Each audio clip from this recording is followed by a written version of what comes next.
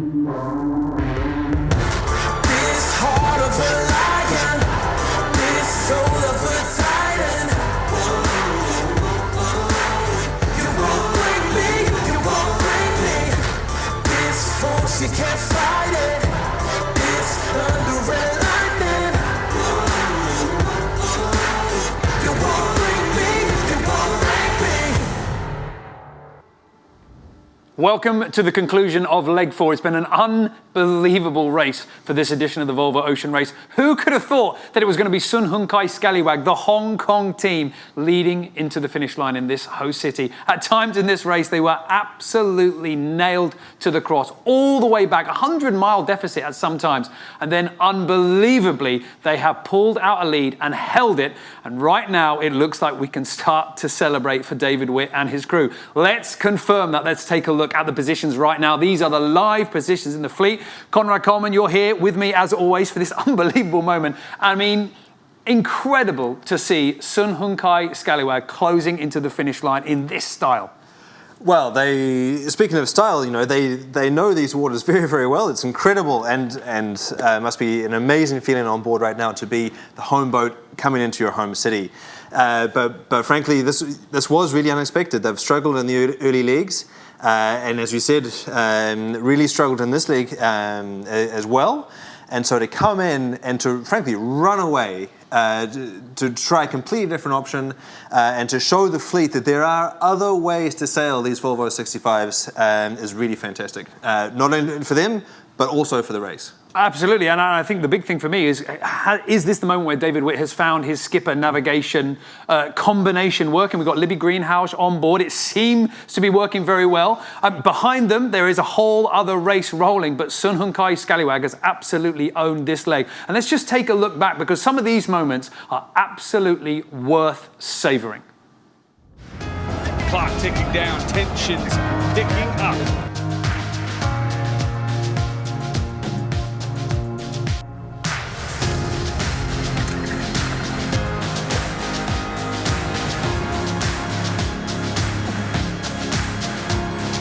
Now the fleet split, we are three boats going offshore of the Australian coast, and the rest of the fleet is going inshore.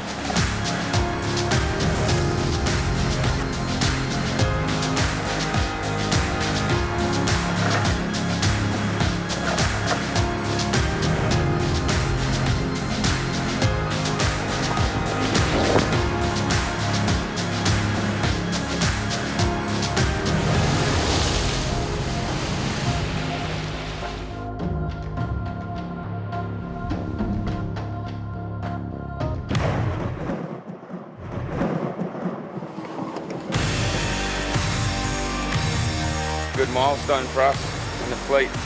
We're going past the Solomon Islands.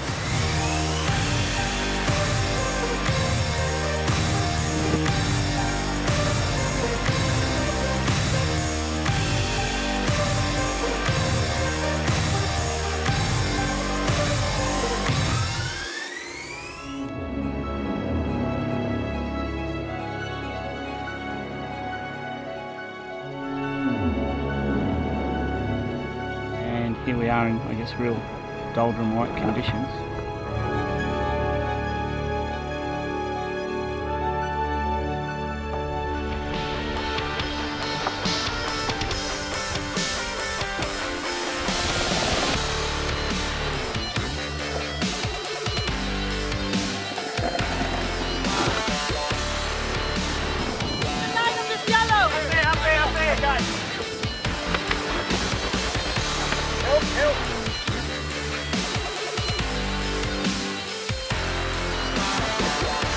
It's from our final drive into Hong Kong, yeah, so getting close.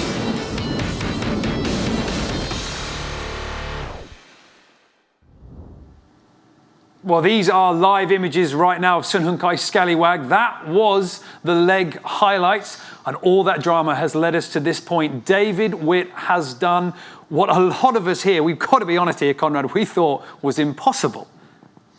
Well, they may be thinking that it's still impossible because they're only going, what, 2.3 knots, and while they only have a couple of miles to go, dragging these moments out, and we're talking about getting one hand here on the winner's trophy for this leg, and yet it's still a long way away at this point. But yeah, looking back over that leg, it's incredible that it's one of the things that we'll be talking about as all the boats come in. It's just the intense diversity that was thrown up by this leg. In the last leg through the Southern Ocean, it was all guns blazing. It was really survival conditions all the time. Now, the real question on this leg was whether these sailors would lose their minds instead of losing their masts. And I think the credit's got to be played here to David Witt and his crew, because they didn't do that. I mean, when you're that far behind, going into the doldrums, and we're going to, try and unpack some of these moments for you in a little bit more detail later on, but we are talking about a huge deficit. Whenever we spoke to David Witt or the crew on board, they always seemed like they had this confidence, but I mean, it was seemingly impossible, and then they managed to do that. That has got to be a very strong card to have in your back pocket, the ability to keep that morale up. It's absolutely crucial, and that's one of the things that, as you say, has really marked this team. That when he declared his entry in this race by indeed driving a motorboat down this river, the first images that we saw of David Witt in this edition of the Volvo Ocean Race was him saying, "I want to go out there with a band of brothers, these blokes," as he was saying at the time. Are my mates, I trust them, these are the boys I want to go around the world with, and I think that relationship is going to give us a crucial advantage going into this leg. This is not a team that's, up until now, been composed of strangers. These guys have, and indeed women, have all sailed together in previous campaigns. Annemieke Best, most notably, has been on board the Maxi before, and I think it's really paid. It's really paid, and certainly, as you mentioned, David Witt, a native of Hong Kong. He lives there at the moment. He knows these waters very well. This boat has absolutely performed on this leg, and you could imagine that they're going to perform on the start of the next leg as well. They have come back from diversity, and leg 4 threw absolutely every kind of obstacle at them, and through all of it, they held fast, and what a way to finish.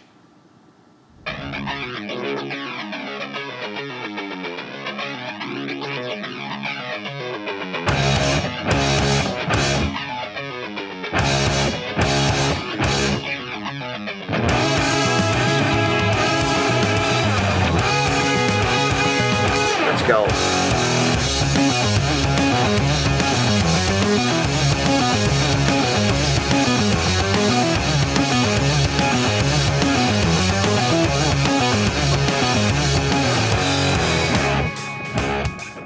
Teamwork and friendship and having each other's back is even more than I expected, and I always knew it was the toughest team sport in the world. We don't give up, everyone keeps trying. But this is a really important leg for us. Waiting. Not many people ever see this spot. It's done. Help, help. Hey, 4 more knots wind and black, you're dead. Yeah, I was just pretty stupid, and luckily the boys were onto it. We got it all furled up and heading back to me in like, I don't know, 30 seconds, so all good.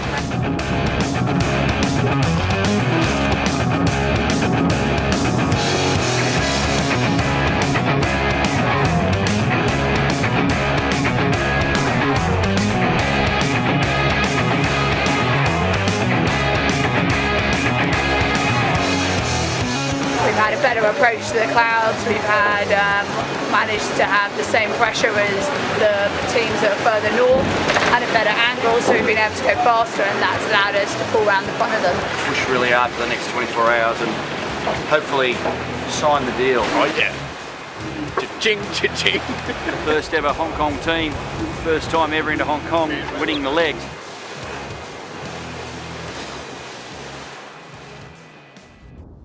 Oh, unbelievable leg for Sun Hung Kai Scallywag, David Witt and his team, and it all comes down to that typical drift up the river. But the good news is they've got the miles in the bag. This boat is in the lead and a long way in the lead. At times there were 100 miles. It then decreased with some very tricky jibing conditions, when to play the shifts, when to sail, add more miles and sail into stronger wind.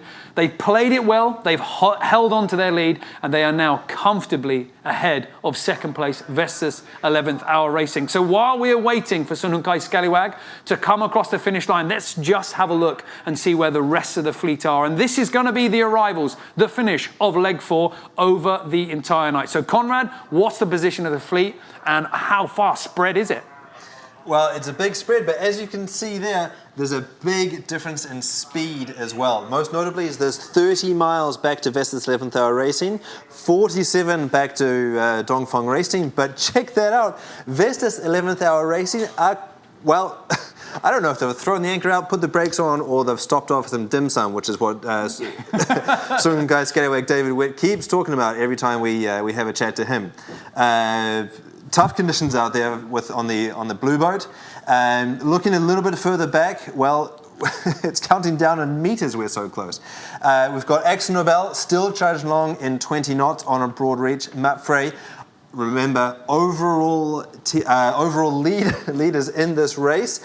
They won't be particularly comfortable in their position back in 5th, but again, that's a team that has really kept up the good humour on board, despite being chucked out the back by one big black cloud. Now, if you think that the fleet is spread out, these are the two boats that you want to be having a look at. They're matched for speed, they're matched for distance to finish. Is the last battle back for Turn the Tide on Plastic versus Brunel. Remember, these boats are driving all the way to the line, fighting for every single meter. Remember, Turn the Tide on Plastic was last going into Cape Town, but by only 68 seconds. So that's a team that's had their fingers burnt once before, and they're going to be fighting all the way to the line. And this is a very reminiscent drag race between Turn the Tide on Plastic and Team Brunel that we saw in leg 1 as well. Well, that's right. We've had two teams, one incredibly experienced skipper, but with a lot of sort of America's Cup talent coming in, that he's Bauer Becken has had to sort of take raw match racing talent and sort of teach these guys how to sail offshore. So that's the situation on Team Brunel. And then also you've got first-time skipper in the Volvo Ocean race, Di Cafari, with a bunch of youngsters, and these two teams are developing all the way and seem to be keeping each other company. And Sun Hung-kai Scallywag as well developed into a very powerful team. They really seem like they've kind of come of age, and this leg, this finish, means so much for this boat. Of course, they are from Hong Kong. They're representing that host city, and earlier on, before they got into this final push to the finish line, I caught up with skipper David Witt to ask him just what this finish and this win would mean to the team. Oh, I mean, it's going to mean a lot to a lot of different people, but I think the most important thing for us is what it's going to mean to our team owners. I mean, we're a privately owned team, different to all the other teams in the Volvo Ocean race, and Mr. Lee, you know, the not just the money, but the passion and the enthusiasm and his vision for what he wants to do for sailing in Hong Kong and for, you know, for the Scallywag team globally. This is it's going to be a pretty special thing for him. He deserves it, and you know, I'm pretty proud that I can just be part of the team to make his vision sort of start to come true. I mean, winning this leg will be a massive platform for Scallywag sailing team going forward. I want to take you back to that moment where you were behind, and I'm wondering what you were doing as skipper just to keep the morale up, to keep the possibility of overtaking open. Aussie humour tends to work quite a bit, but one of the other things you don't know, which makes this performance from the team a little bit more special, is that we've done it with a sail short. We lost our J0 in the Southern Ocean, and under the Volvo rule we weren't allowed to replace it for this leg. So some of those miles we lost, you know, we're sailing against boats with a J0 on when we didn't. So, you know, we were, apart from that, we lost a guy overboard. You know, we had a little of the navigational issue where we lost some miles, and, you know, everybody just takes it on the chin. Nobody points fingers at anybody, and we just get on with it. And I think that's probably one of the, if not the biggest strength our team's got. Keeping morale up really isn't a very difficult thing for me, because one of the main things we do on this team is we pick the character of the person before we pick the sailing ability, rather than the other way around. And I think that's sort of showing how we can deal with adversity better than most. And certainly adversity on this leg, because as you say, you had the issue with the reef, you had a man overboard, very quickly recovered, I might just add. I mean, going forward, this is a team that has surely gelled incredibly well. Do we expect any crew changes looking ahead? Yeah, no, we've got one crew change planned for this leg, which was already pre-arranged. But then Tonio Afons will come back in after he's repaired his broken arm, so we're not bringing anyone new in. And, you know, Libby and Tristan have done a great job, and hopefully they are pretty keen to stay with the team. I think they are. And, you know, we don't want to make changes just for the sake of making changes. We're trying to build a team ethos. It's something that people we want to sail with and people we want to enjoy their company with. So I can't see anybody leaving unless I say something silly after too many rum and cokes after the victory in the leg. Okay, David, well, I'm not going to completely rule that out, but one thing's for sure, you guys are certainly deserving a very good party. Well done. Everybody's here rooting for you to take it all the way to the finish line. Thanks for joining us. We'll see you on the finish. Thanks, mate. Thanks for your time. Now, listen, when you see that mate of yours, Conrad Coleman, yeah, I told him 4 days ago to find a bookmaker and put some money on us, and he laughed at me with contempt. So you tell Conrad when he's in the studio, I'm coming to look for him because I want to cash in my ticket. All right, well done. I will pass that one on with glee.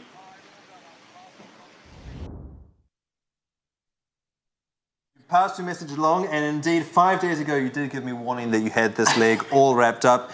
You still had more than 1,000 miles to go, maybe 2,000 miles to go, and so hats off. I doubted you. I should have put my money where your mouth was, and we all would have come away laughing and a whole lot richer. But anyway, hats off. Great job. But nobody, I mean, David, come on. I mean, anybody watching it, nobody would have made that bet. I don't know whether they knew something special here. They proved us all wrong. And I think that just makes their march all the more special. And, you know, rightly so. Now, let's just check in with some of the live images that we're seeing. If you've just joined us here, we are broadcasting the live arrivals of Leg 4. It is Sun Hung Kai Scallywag race. The first half of it was all about their trials and tribulations. The last half was all about their fantastic navigational decisions. And right now, they are sailing into the finish line. But well, the breeze is not helping them out. They're sailing up the river, sailing up the estuary. Here we can see where they are. The speed back up now. You know, Conrad back up to around about 5 knots at times. But tricky, they had to make a few manoeuvres there. They've had to play plenty of manoeuvres. It looks like there was a little bit of a bay effect where they got sucked into that bay with the swirling winds. One of the things that's absolutely brutal is that you've got, let me just look over my shoulder, 17 days and almost 6,000 miles at sea. You've been living and breathing the skids, as the sailors call them, or when the position reports come in, they get them every 6 hours or 4 times a day. You're constantly downloading the weather. You're trying to figure out where to go. Do we go on the left-hand side, as this team most notably did, or go to the right? What do we do with this cloud? So you've got all of that day, all of that 17 days of fatigue, mentally and physically, and then you arrive in a river. We saw this in Lisbon. We're seeing this again now. It's a drift off. Where is the next puff going to come? And it's even worse. They're arriving again at night, so they can't see it. And just to put a little bit of perspective on what's going on here, we just saw that the team tacked over, and the problem is that these sails, these main sails, have a square head on them with a triangulated batten at the top that holds out that top corner. That's under a lot of compression, and then what they're doing is that they're trying to flick that sail by sending waves of pressure up that mainsail because they've got the head of the sail inverted. So you can be sailing from port to starboard, and then you tack over, and the top of the main can stay inverted, and that just trashes all of the power in the entire sail. And right now, it is all about every little millimetre of power and every small pushes along the river. But happily, as we go back to the virtual eye to take a look, the finish line you can see at the top of your screen, and their path is looking a little bit better, or certainly better than it was. That huge wiggle from that white trail that we can see just a moment ago, that's cost them, but it's not going to cost them the win. It just makes crawling over the finish line that little bit harder. 6 knots of boat speed right now. That's the best that we've seen for about 30 minutes, I would say. So David Witt will be very relieved as well to start seeing that boat moving forward. And right now, I mean, this is light winds conditions. They've been having the boat all set up for those heavy airs, big stacks, and suddenly for that last little bit, moving all the gear forward. All the gear forward, and indeed the sail that they might be looking for is the sail that's called the Code Zero, which sadly they don't have on board. They lost it overboard in the last leg, and that has been an additional struggle that they've had to overcome, and now they're just drifting in with the sails that they have. And they kept that one a little bit quiet, didn't they, with the whole J0? I mean, it's an interesting one. I can understand why you would want to keep that problem that you're having on board hidden from your competitors. But one thing that they couldn't really hide, I mean, the whole world knew about it, was the man-overboard incident. It was a fantastic recovery, but undoubtedly a very, very scary moment for this team.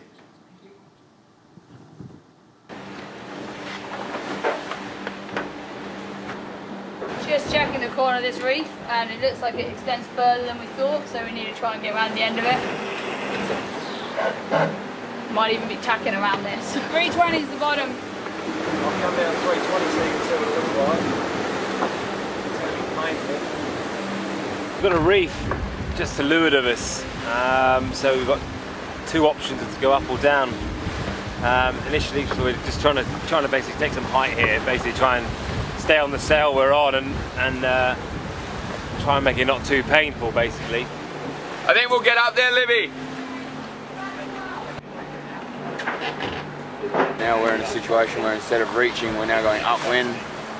So we're doing about 5 knots slower. Half an hour, right?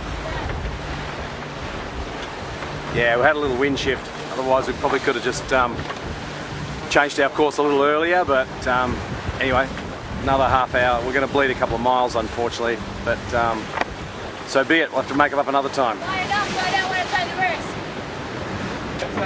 You know, to make it safe, to get around it, there's no point taking the frickin' risk. Everyone's just got to be on their game, you know. Obviously it's very hard for the navigators, really making sure that they're there, you know, and Libby's jumping around downstairs with paper charts as well as the electronic ones, trying to make sure we're getting the most accurate information on exactly where we are. Look at that differently. I'd go with all this shallow. Yeah, it's you danger. go that way. Yeah. Been looking at this for a long time, probably for about a day and a half or a day, going, Christ, what, you know, which way around are we going to get around it? You know, and we've been actually holding for height, and in hindsight, we should have just been going low and fast because it was further south than further north, which is pretty frustrating.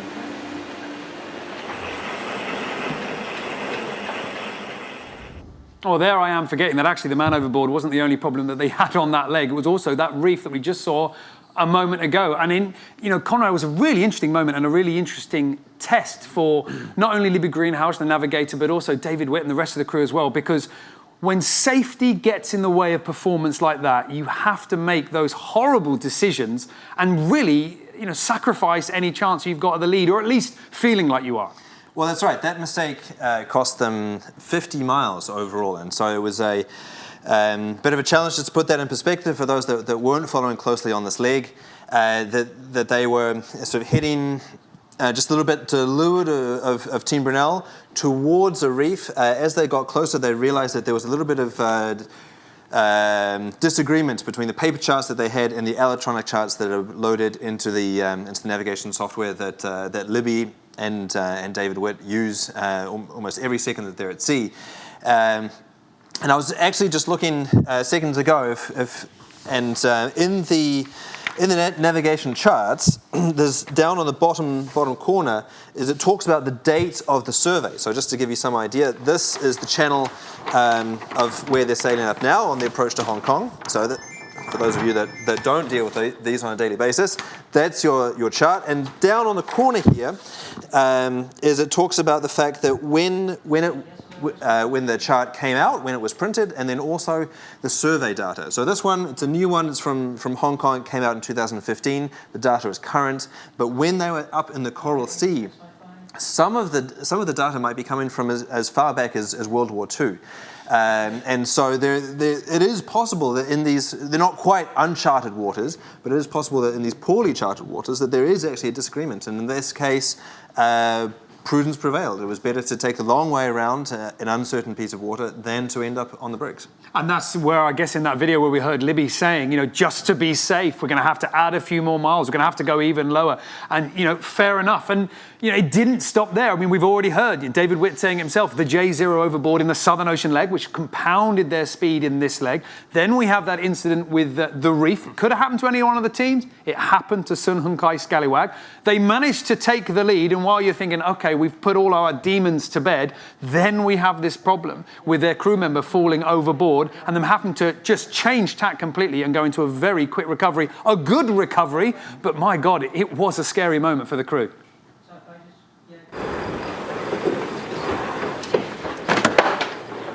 He's runner.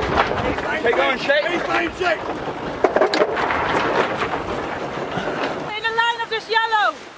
The yellow thing. Okay, copy. Okay, sheet on. Sheet on. Straight up. Very hard to slow down, remember? Yeah, we're going to use the engine to slow down to get in.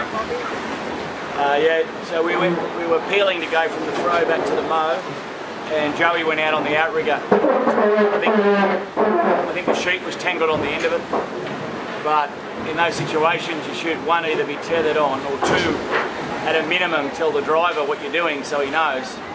He didn't do either of those. Went out on the other outrigger, I was driving, and we went off a big sea. It just picked the back up and just threw him off like off a horse,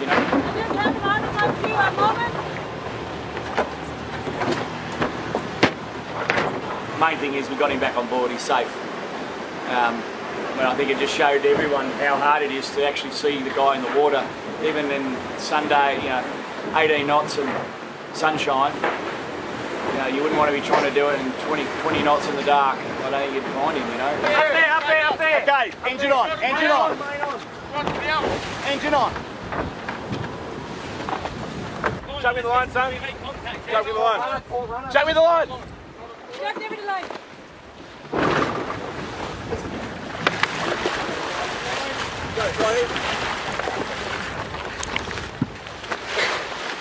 Help. Hey, throttle, go. Get the line in.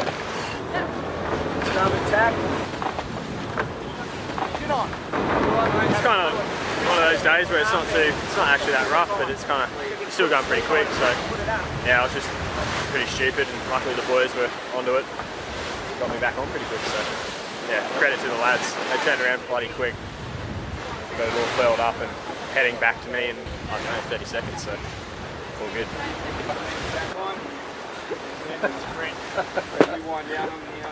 Yeah, I'm good. I'm fine. Yeah. A bit scary, but a bit stupid, but anyway. It is what it is. Off we go again. More knots wind and black, you're dead. Okay? Only reason we found you is you put your arm in the air. Okay? It is what it is. It's done now. But yeah, just gotta be more careful. Well, here in the studio, Niall and I have got chills again watching that video. And as an offshore sailing skipper myself, who sadly has had to been in the same kind of situation where recovering somebody who had fallen overboard, it was frankly terrifying. And that was after I knew that Alex Goh had been successfully recovered. Safety is incredibly important. It's something that I say when I head to sea is leaving is optional, coming back is not. And so hats off for the team for getting them back on board so quickly and without incident. And I think that, as Annie Lush said when I spoke with her a couple of days afterwards, it's going to force the rest of the fleet to sort of reconsider the way that they sail on these boats, because it shows that the danger is real. The danger is absolutely real. All the teams do know about it, and I think it was an interesting moment. But the key thing that everybody took away, including the sailors on board Sun Hun Kai Scallywag, was the speed at which that sailor rejoined the boat. A fantastic bit of effort. But right now, that's all ancient history, along with the J0 in the water and along with the reef as well, because all of their small mistakes and slight errors in judgment are behind them. The only thing that people are going to be talking about when they cross this line is what a fantastic performance this leg has been. They are now back up to speed. This is the view from the virtual eye. If you can't tell already, it is pitch black at the finish line in Hong Kong. But the finish just off from the harbour wall at the moment. We have got 6 knots or just slightly below for Sun Hun Kai Scallywag. And it is dark with them sailing in right now. They will know where everything is, and certainly sailing into the city of Hong Kong at night, in a way, that's a bit of a treat. If you're going to sail through a cityscape, this is one that's looking pretty good. And David Witt on board at the moment with our infrared stern cameras right now, lighting up the whole of the crew. And this is almost formality. They know that there is no way that Vestas 11th Hour Racing can catch them here. It's just a case of waiting to cross that line. Exactly, and just checking again, Vestas 11th Hour Racing is 30.83 miles behind. So yeah, in the clear, and while it might be frustrating to be essentially drifting up the river, their own home territory, they know that their lead cannot be challenged at this point. And so it's an opportunity to sort of reflect upon the challenges that the team has overcome, both in this leg and all of the learning that they've had since they declared their entry. But also just for those that have not sailed a leg like this and come into a foreign port, one of the things that I really love every time that I do it is the fact that is this sort of gradual transition of the being reinserted into society. That watch them here as they go into one last manoeuvre. But you first of all you watch the clouds on the horizon when you approach land, and so you can see immediately that in the clouds and in the bird life that you're approaching land, and then you start to smell it, and it's incredible after days and days at sea when you've got this sort of pure salty smell, which really is no smell at all. The only thing that these guys and girls have been smelling is themselves for the past 2.5 weeks, and so to be surrounded again by the sort of sights and the sounds and the smells of such a big city, and what a big city, they're not arriving in some podunk town here. This is one of the biggest cities in the world, a central trading hub, and it's going to be amazing. The transition from pure isolation to thrust into a metropolis is amazing. And their city as well. I mean, that's the real thing. There are so many people here, and the buzz that we've been getting from Hong Kong to welcome the Volvo Ocean Race has been fantastic. Then Sun Hun Kai Scallywag get in the lead, and suddenly everybody seems to go nuts. Well, yeah. I mean, that's what it comes down to. The human nature loves the underdog coming good. That's what made the Magic Ducks such an incredible story when they were, the magic on ice. This is kind of like that moment. It's the.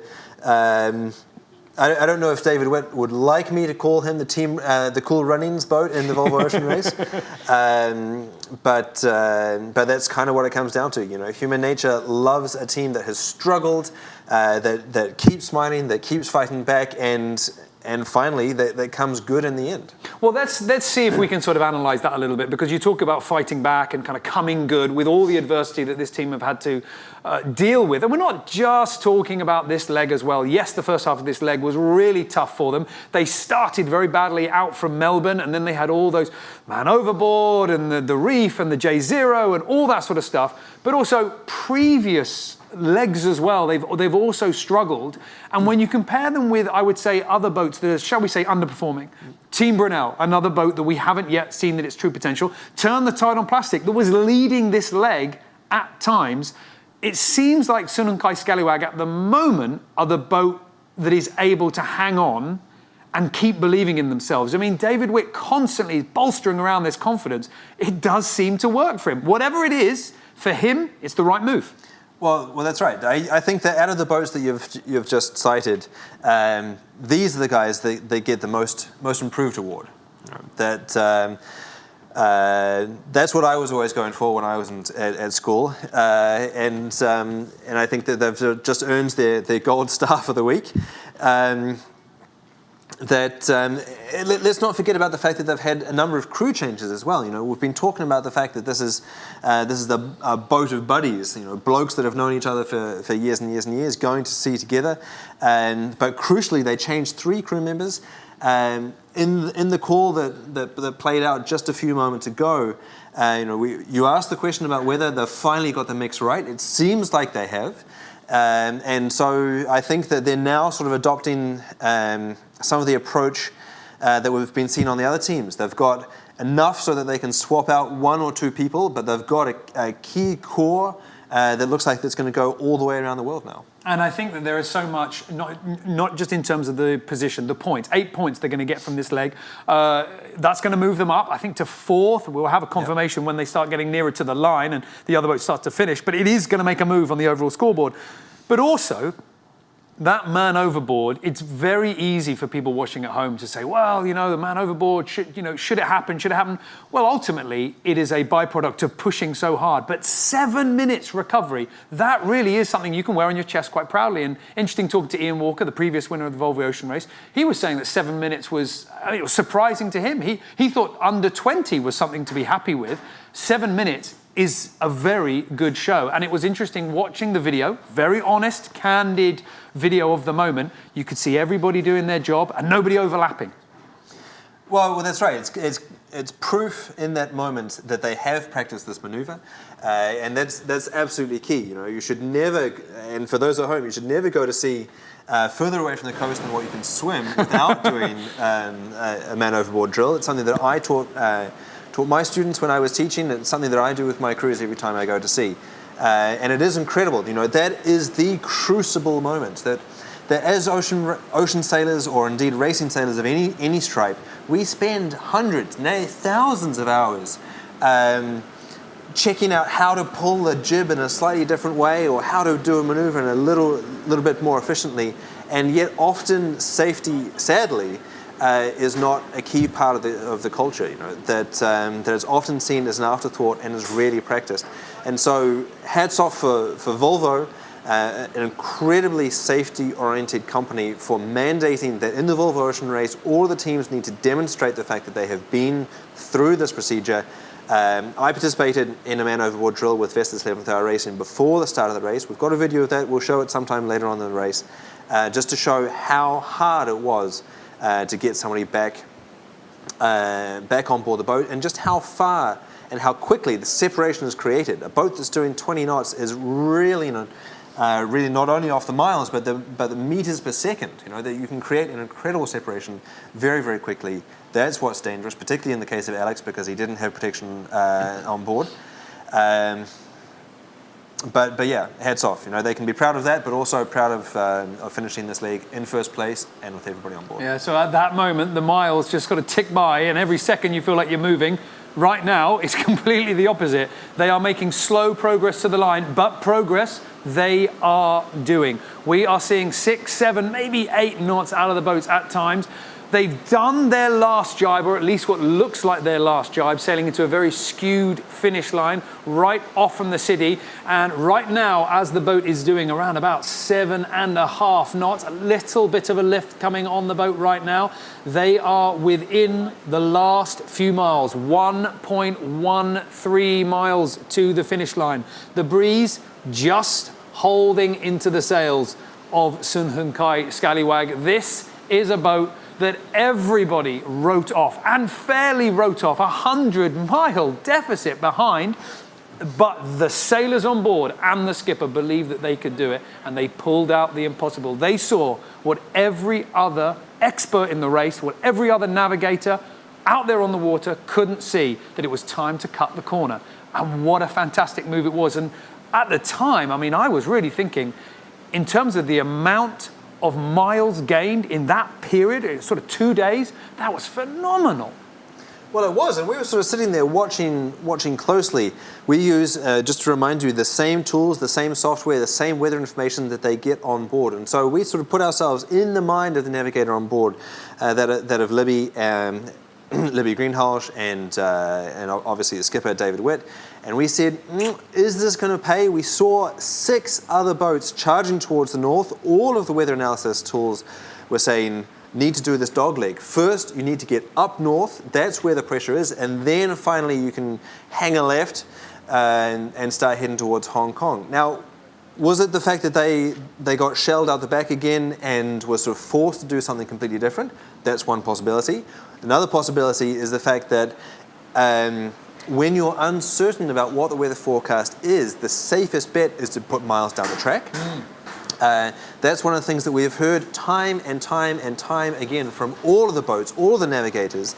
They have been saying, well, what we're seeing when we look out the window is not what we're seeing on the computer screen. Everybody said that, and yet they all invested in going north. So maybe this was the wisest decision taken this leg in this fleet, was when you're unsure about what's going on, go down the track.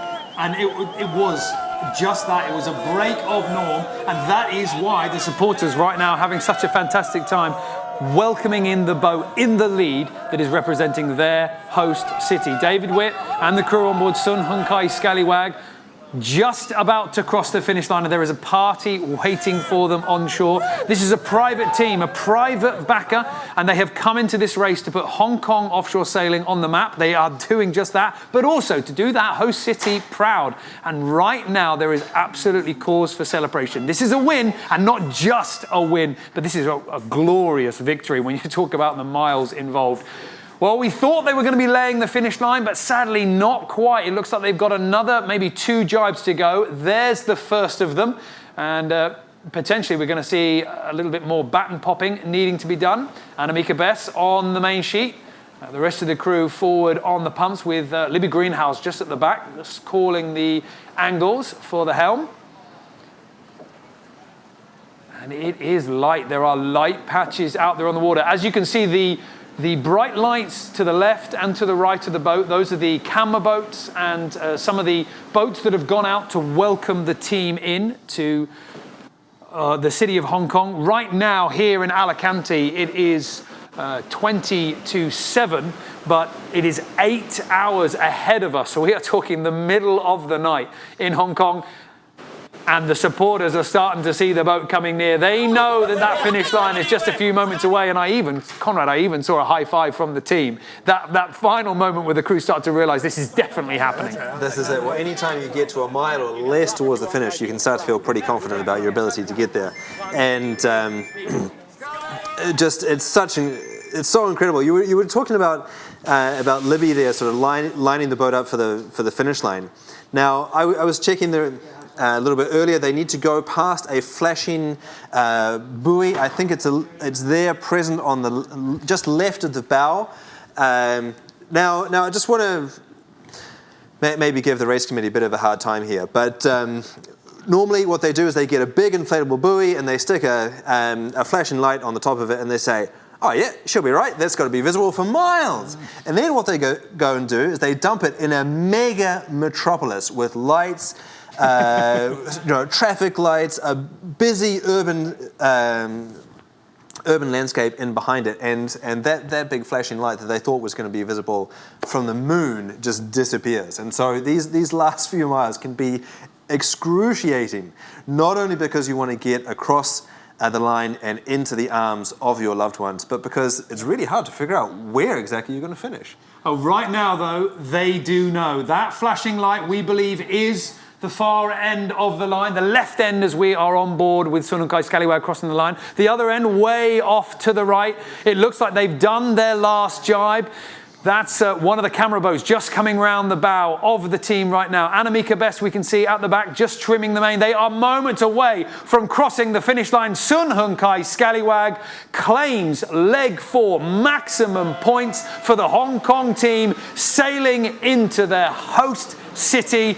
A fantastic result, a real rags to riches story. Well, great celebrations on board and well deserved. If you were skeptical about this team, if you were thinking that they would never manage to get it together, they've proved that it was just a question of when. There's something special about this team. They know they can come back for it, and that's a powerful thing to take forward as we see the race carry on around the world.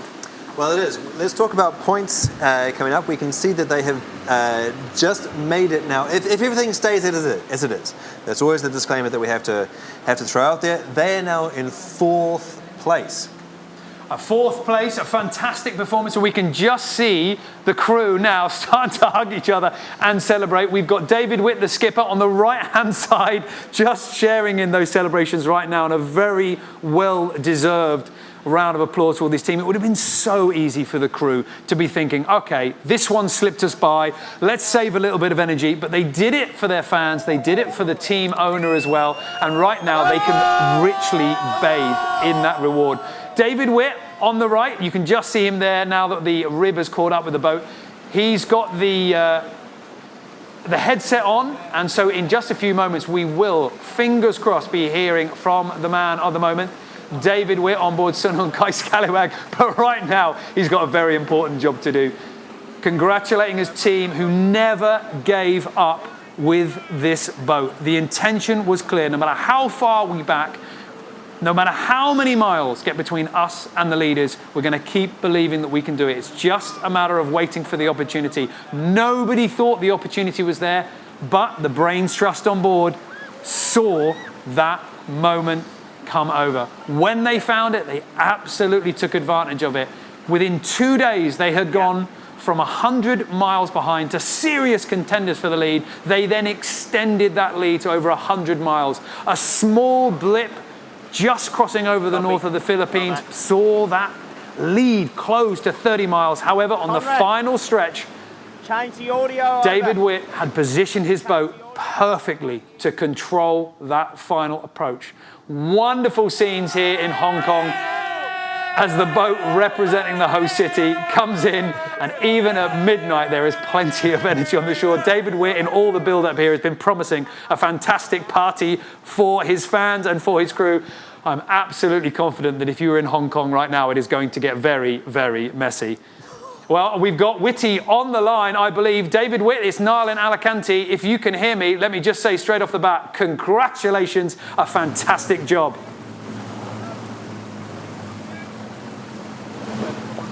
How good was that? David, I've got to say, it was fantastic. Everybody here that's been watching the race and following the race has absolutely been blown away by that surge from you guys. Well done and absolutely fantastic. Just give us a little bit of a hint about what you're feeling right now. It's pretty hard to describe, really. I'm just so happy for our team bosses. The boss isn't here. I'm sure he's watching. SH, we did it, brother. His wife's here with all his kids in our rib next to us, and all our friends and supporters here in Hong Kong. And man, it doesn't get any better than this, does it? Have a look at Hong Kong Harbour tonight. Fantastic. It seems from here that there's an absolutely fantastic welcome party, and this leg has really tested you guys.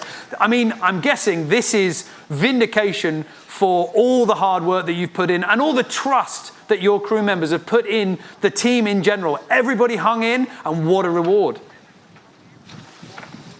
Yeah, absolutely, mate. I mean, the trust from the team members, but the trust from the backers and the sponsors and everybody. I mean, I was listening to you guys coming in. We were drifting around, continually telling everybody that no one gave us a chance. But you know what? The only people that gave us a chance was us, and that's all that matters. And keep doubting us, because we're going to keep getting up off the floor and keep doing this. I think, David, I think you're absolutely right. And we've got a camera on you right now over your right-hand shoulder. And, I mean, you can be sure that if anybody was not confident in the performance in this boat, they should be very, very confident in you now. What is it that people can expect from you looking ahead in the Volvo? But we're just going to keep getting better. I mean, people need to realise we haven't done a lap before. And this is all pretty new, the boat, and it's taken us quite a while to learn to mode the boat. But clearly, if you had a look at data from this leg, we're fast now. You know, with points of sale, we're actually one of the fastest rather than... We're just going to keep having a go. And one thing this group of people never ever do is give up. So never write us off. Write us off at your peril would be my message. Well, David, you talk about speed, but it's not only speed. I mean, you made the right decisions there. I just want to cast your mind back to that incredible move that you made in the doldrums. How nervous were you when you made that big move? Cutting the corner like that took courage.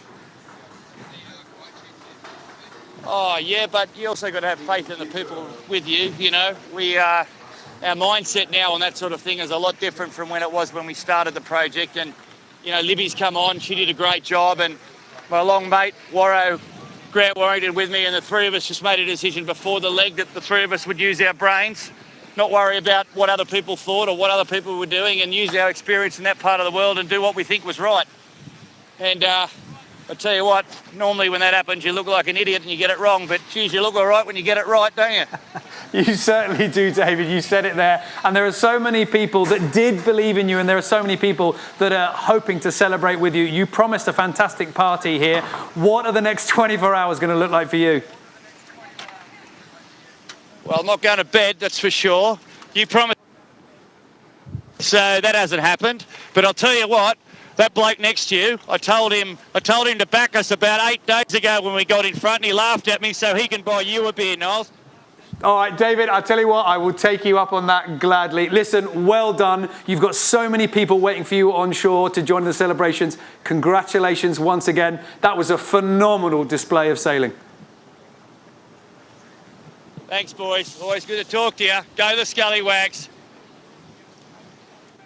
Well, there we go. The ever-energetic David Witt on Sun Hun Kai Scallywag. And I mean, you can just see the emotion on his face there. Absolutely fantastic. And one other person that has been sharing in the highs and lows of this team, Antonio Fontes.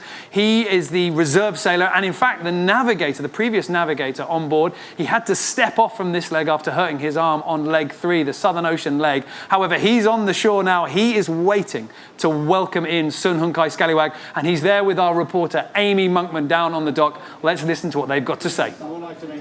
Yeah. Thanks, Nal. Antonio, if there was one leg to win, this is it. Yeah, obviously, arriving in Hong Kong first, it's a dream come true for sure for our team. We represent Hong Kong, it's perfect for us, yeah. And the team must be having such a celebration on board right now. I bet you can't wait to join them, can you? Yeah, obviously, I'm just waiting for them, watching the television, yeah, for sure, we're going there now. And what was it like watching on board? What was it like watching from ashore? The highs and the lows of the legs, all the obstacles that the team have been through. What's that like for you watching from ashore?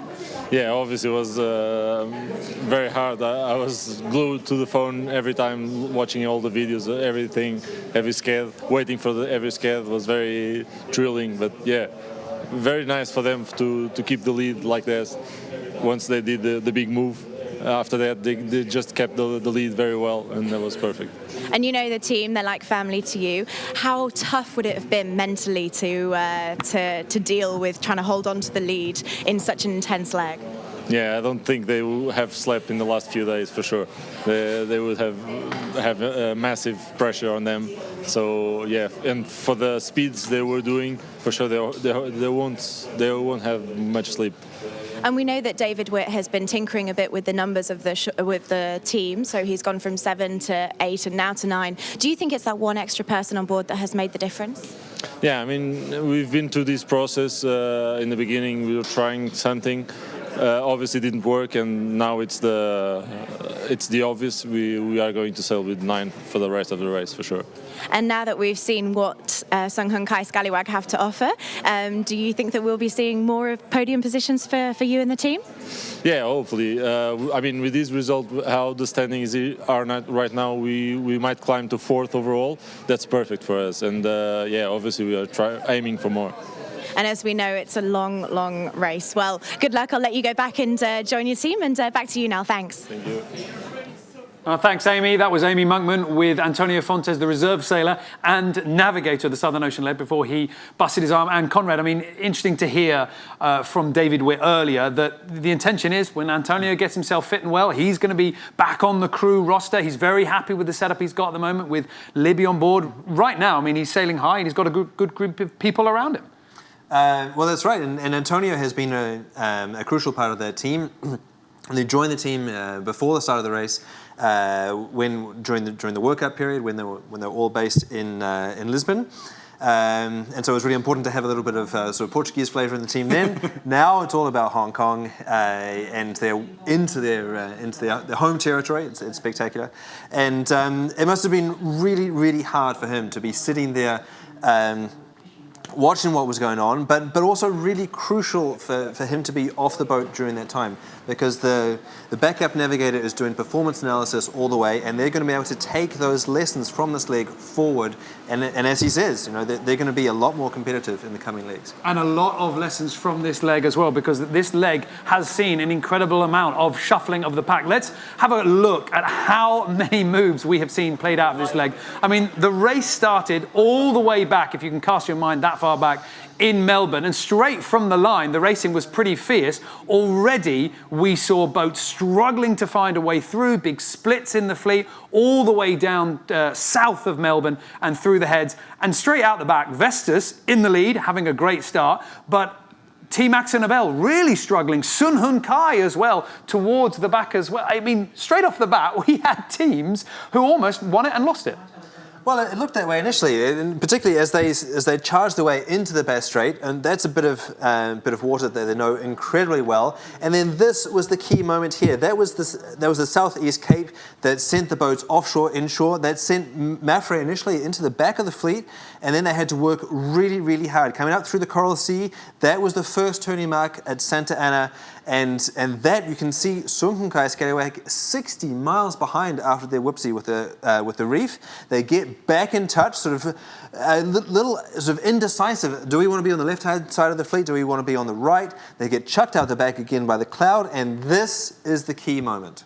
Well, this is really where the doldrums kicked in. They were able to see, either by luck or by judgment, that everyone else was getting slowed up and forced and concertinaed together. But the breeze started to come back in. It wasn't so much about hitting as far north as you can to get the wind. And Sun Hun Kai Scallywag took a punt on, well, guys, let's cut the corner. We've got to be sailing towards the west.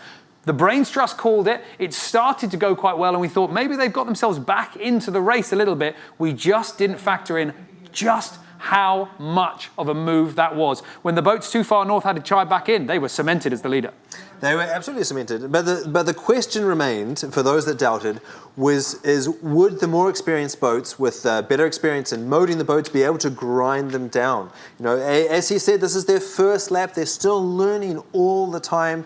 But now David Witt says that they've got the boat sorted. They've figured out the user manual, and now they're blazing. Absolutely blazing, and they were blazing very well on the last, say 2 days into the finish. They had some fantastic breeze. We saw some fantastic speed for the teams as well, and Sun Hun Kai Scallywag managed to hold on to that fantastic 45, 50-mile lead that they pulled over with Vestas 11th Hour Racing.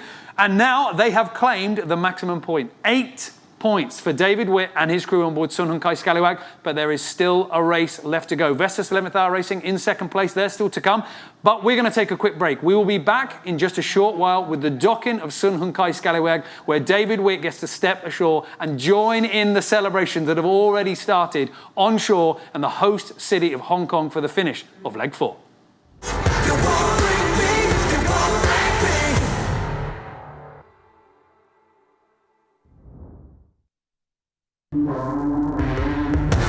This heart of a lion, this soul of a titan. You won't break me, you won't break me. This force, you can't fight it. This thunder and lightning. You won't break me, you won't break me. Welcome back to Alicante. This is the conclusion, the arrivals of Leg 4, and we've already seen Sun Hun Kai Scallywag claim the leg win and the 8 points, but drama in second place. Vestas 11th Hour Racing have slowed down. Now, we know that the boat is in contact with race control, and we're going to bring you more information when we have it. In the meantime, Sun Hun Kai Scallywag has now made it into the dock for their fantastic first step ashore. The boat is just waiting to be reunited with friends and family, and a very well-deserved pat on the back, I'm sure. I mean, Conrad, as everything we've seen over the last hour, and indeed over the last however many days since that fantastic move through the doldrums, I mean, this has almost been a celebration in waiting. Ooh, ambitious there, ambitious. You're starting to sound like David Witt himself, who told me to invest my month's salary on him at the bookies. It's true. Today is Friday the 19th, and it was sort of the 13th. So, you know, 5-6 days that it started to look good for them, and then finally they got the stranglehold on the front of the leg of this leg, and they did not relinquish it until, well, until the finish line. They got it all the way. And there is the man who instructed his crew to never give up hope. David Witt, not prepared to wait until that boat is safely tied up in the dock, jumps straight ashore into the arms of friends and family on the dock. And I think that's Kim, the crew manager, the team manager on the dock. And everybody there very, very, very happy about this moment. Coming into the home port, the host city of Hong Kong, in first place. This will move them up the overall leaderboard into 4th place overall, and definitely cements their ambitions to be a major player in the Volvo Ocean Race. We've still got many legs to go, still got many opportunities to get the points. Great work here from David Whitty and the crew of Sun Hun Kai Scallywag. All the journalists, all the friends and family, right now, everybody wants to be a part of this moment. The backer for the team owner, Mr. Lee, has been with this boat, and the support has never wavered, and rightly so, because he saw something in David Witt. He knew that it was just a matter of when. The boat has now cracked the code. They know how to go fast, and they know how to make the boat work. Let's listen in now to the atmosphere on the dock. Whitty, well done. Huge congratulations to you and to each and every single one of Sun Hun Kai Scallywag. My God, thank you very much for the heads up as well, buddy. A couple of days ago that you said Conrad might not have taken you up on that bet, but I did. So my wages have now upped this month, so well done. But jokes aside, huge congratulations on winning leg 4 of the Volvo Ocean Race. This is a fairy tale, but my goodness, mate, it's not been an easy one, has it? How does it feel to be on dry land and to get Mrs. Lee turn around to you and just tell her how proud she is of you? Yeah, it's really special, really special. And SH isn't here, I'm sure he's watching, but it's just fantastic to be able to reward Peggy and SH and all the support, and, you know, they're our friends, they're not just our sponsors, and to do it together is just fantastic. Very happy. Now, we've been talking a little bit while you've been putting the sail down about competitive offshore sailing in Asia. Of course, the sponsor, you and the team, that is one main aim for you on this campaign, of course, as well as winning. But that is a big main aim. Now, hopefully there's going to be not just a Hong Kong team, but a Chinese team as well on the top 3 of this leg. I mean, you must have really nailed that home, right? Yeah, I mean, Peggy and SH have got some big plans to help sailing in the region, and couldn't get a bigger platform than this, could you? I'm glad we came through, you know. Now, I'm on a personal note, I've been watching the videos and the cha-ching moments on the wheel, the helmsman. Now, how much money do you really think that you have got to give them tonight when they get on dry land? Well, SH is a smart guy, and he pays me what I'm worth, which isn't much, so there'll be a few IOUs, I think. Absolutely no worries. Now, we were talking a little bit before about the change of navigator this leg. Now, in my opinion, it's not about the right man, the right woman, but it's the right person for the job. Now, there's been some pretty hard decisions on this leg, right? But the team in general have done an incredible job, right?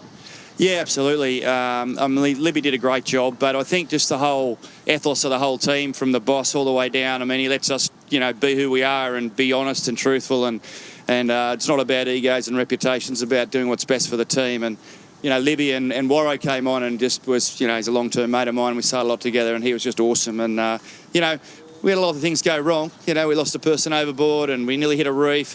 But the best thing we do is we don't throw Scallywag members under the bus. We stick together and we deal with it together and come through this time. Now, last question before we go and do the award ceremony for leg 4. You talked about the ups and downs of this leg, and it really has been, I would say, one of the most stressful legs for a team of recent years in the Volvo Ocean Race. Now, your skipper, you've got the team that are depending on you there. Of course, you've got some newbies, you've got some old-timers, some veterans, but it must be quite difficult to keep their morale up. How do you do that as a leader? we select the best people and try and make them the best sailors, not the other way around. So that makes it easy, makes my job very easy. Fantastic. Well, congratulations, Whitty. You deserve a Hong Kong win here. Well done to all of Scallywag. Now, ladies and gentlemen, everybody on the dock, come on, give one huge last round of applause for Whitty and Sun Hung Kai Scallywag. Welcome to all of the team. Huge congratulations. Now we are going great scenes on the dock for Sun Hung Kai Scallywag. Now reunited with the celebrations down there, and I've got to say, it was the first little moment there that I could just see with David Witt. Almost as if the pressure just starts falling off his shoulders, and just for the first time, he started to look a little bit tired. Well, yes, but I think he's going to find a second wind, because there is nothing like winning a leg and indeed finishing an ocean race, arriving at home, having friends and family around you, and then, as I think he said, not going to bed until the sun has come up again, because these guys are going to celebrate this. They've been waiting for this moment. They have suffered through lots of criticism, but I think that you can count the two of us among the converted. Sun Hung Kai Scallywag have come through. They've done an incredible job, and frankly, we're really looking forward to the rest of the race. And right now we can hear from more of the sailors on board. We've got Annemieke Bess down on the dock right now, and let's listen in.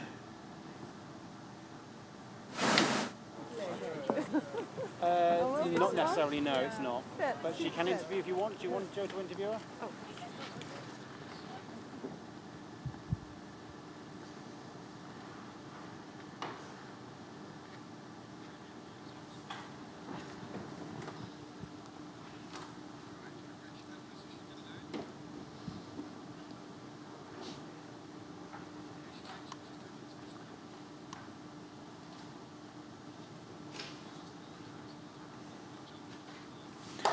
Okay, well, we're just going to be hearing that interview in just a moment. Just a little bit of a technical issue. As soon as we can get Annemieke Bess and some of the reactions from the crew, we will go down there. Just to reiterate, if you have been watching the race at the moment, you'll know that Vestas 11th Hour Racing in, second place, they have slowed down, and it's a considerable slowdown. We don't know yet what the full details are. We know that the boat is in contact with race control. We will bring you the information when we do. But right now, we are following Sun Hung Kai Scallywag, who are celebrating their leg 4 victory. It was a team that didn't look like at times they were going to be able to be on the podium, let alone winning. David Witt would hate to hear me say that. I know he'd give me a full ribbing for it. And right now, rightly so, he is able to hold his head high and say that, no, they have been victorious on this leg, and there is still going to be more fantastic results left to come from this team. We're going to have to leave them there on the dock. They are going to be joining in with all the celebrations on the shore, and we've still got more boats to finish. Once again, if you have been following on the tracker, which is live right now, so you can see all the arrivals as they come, we are waiting for the next few boats to come in. Vestas 11th Hour Racing slowing down. We will bring you more information about that just when we can. Dongfeng Race Team, they're also coming into the mix as well. And then the rest of the boats is going to be a very long next 10 hours for all of us here in the race headquarters in Alicante. But we're going to be bringing you the arrivals live as they happen at the finish line in Hong Kong, so don't go too far.